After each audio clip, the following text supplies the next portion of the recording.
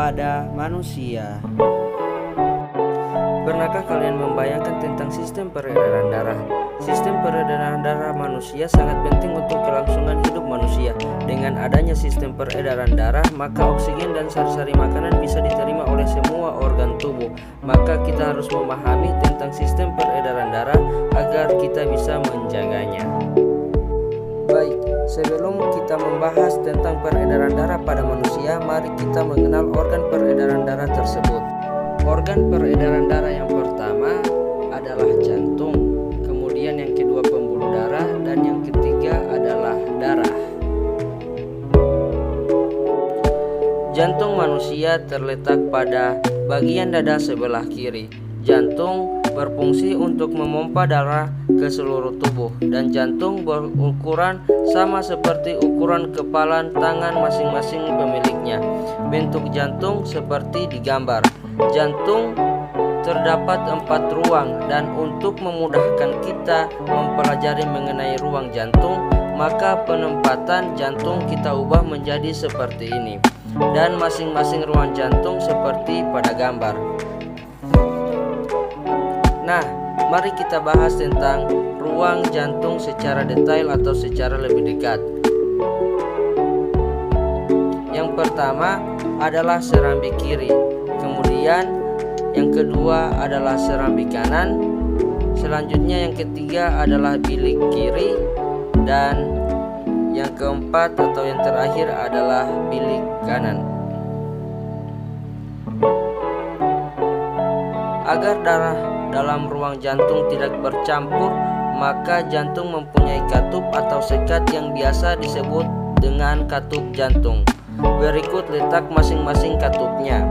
Selanjutnya, mari kita bahas mengenai tata cara atau cara kerja dari jantung ini.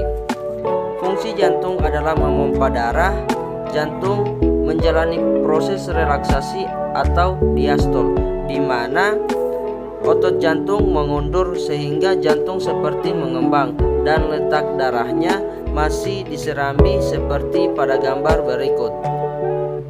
Lalu kontraksi atau diastol, di mana otot jantung memegang serambi, jantung mengucup, dan letak darah masih di bilik seperti pada gambar. Jadi, setiap jantung yang berdenyut selalu ada gerakan relaksasi ataupun kontraksi secara terus-menerus selama manusia itu hidup. Selain jantung, ada organ yang tak kalah pentingnya, yaitu paru-paru. Bentuk dan letaknya seperti pada gambar.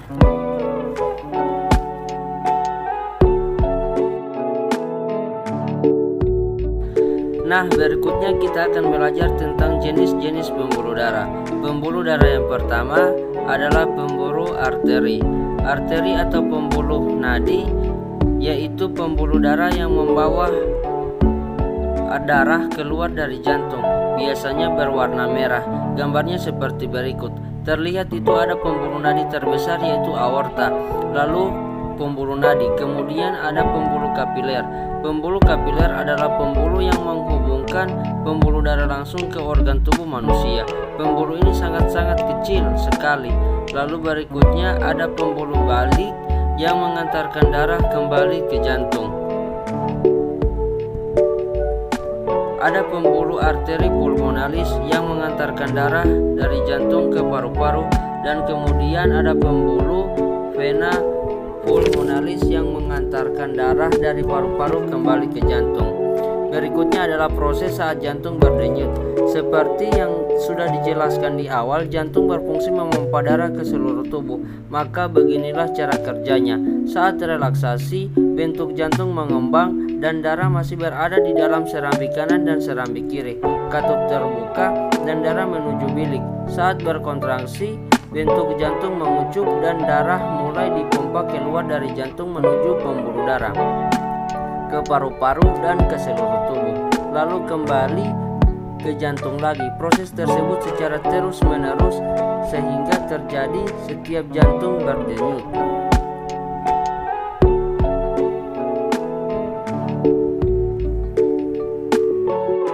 Proses peredaran darah.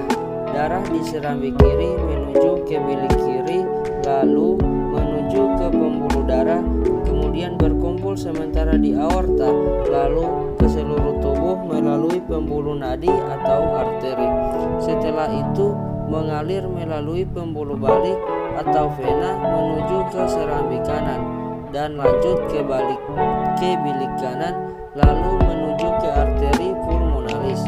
Di paru-paru mengalami pernapasan lalu menuju vena pulmonalis. Proses tersebut terjadi secara terus-menerus setiap jantung berdenyut. Penjelasan tentang warna darah. Jika darah berwarna merah, maka darah tersebut banyak mengandung oksigen atau CO2 dan sari-sari makanan. Dan jika darah berwarna biru, maka darah tersebut banyak mengandung karbon dioksida atau CO2.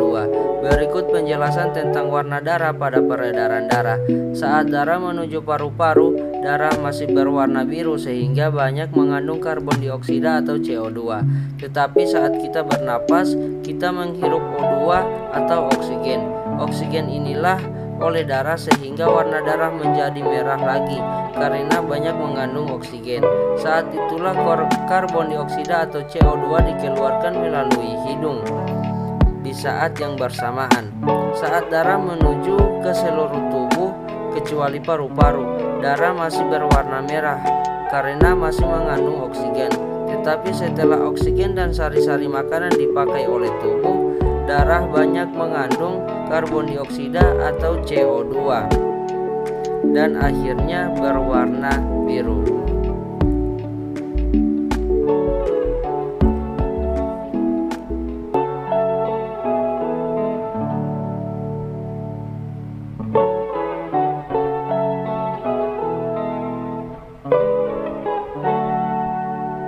Nah, itulah tadi penjelasan dari saya mengenai sistem peredaran darah pada manusia. Assalamualaikum warahmatullahi wabarakatuh.